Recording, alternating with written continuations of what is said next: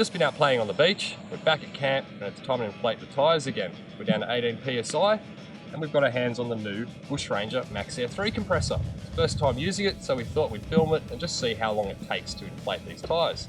From 18, we've got to get it back up to 32 psi. So initial impressions of the compressor.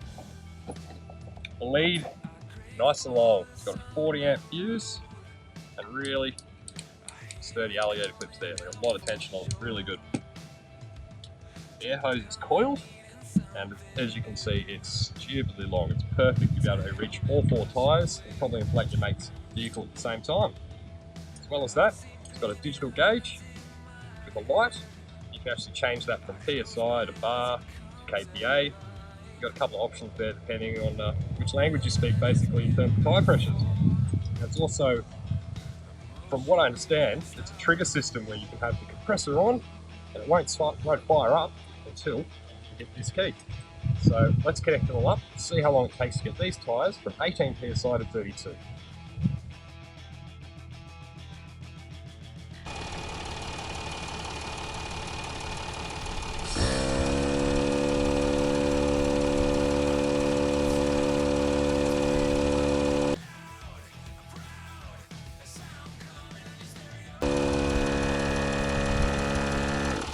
So we've done the first tyre.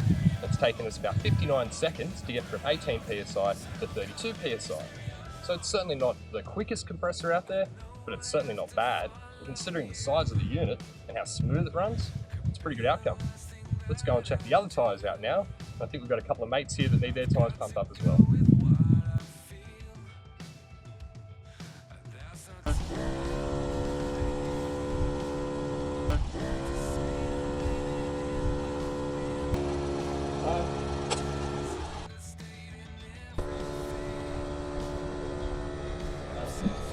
Alright, so we've done all 4 tyres now, and it's taken under a minute for each tyre. So you're looking at basically 5 minutes from go to woe, which is pretty cool.